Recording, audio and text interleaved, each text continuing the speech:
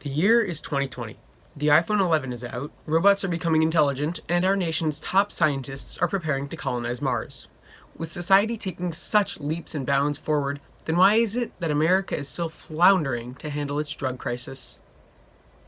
Notably, in 1971, during the Nixon administration, the president himself wrote in remarks about an intensified program for drug abuse prevention and control that, and I quote, "Public enemy number one in the United States is drug abuse."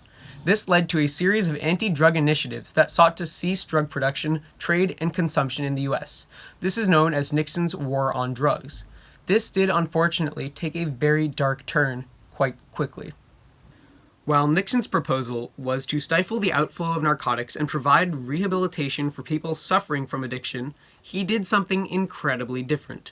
What Nixon did was he began to instead persecute and incarcerate the victims of drug addiction, rather than helping them recover as he had said he would.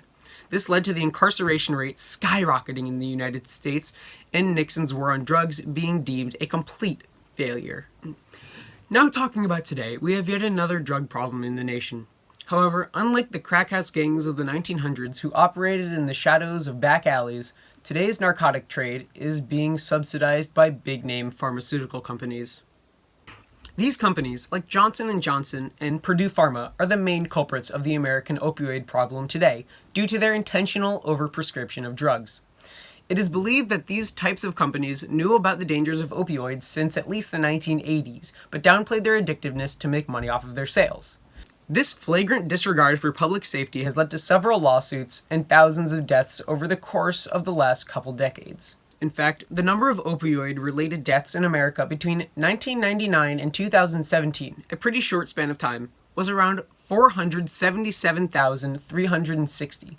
So this is clearly a problem that needs to be solved desperately. Fortunately, there are several ongoing initiatives that are working to combat this epidemic in various ways. The first of these initiatives is the distribution of naloxone, a non-addictive drug that counteracts the effects of an opioid overdose. This should help save countless lives, but might encourage people to further abuse opioids as they have less to fear from overdosing if they can be saved with better ease. Therefore, I believe that all law enforcement officers and medical technicians should carry naloxone because that way they could help save lives easier, but it wouldn't get into hands of people who might abuse them. The alternative option to naloxone, or perhaps an additional one, is increasing general awareness and cutting down on unnecessary prescription of opioids by beefing up prescription drug monitoring systems, or PDMPs.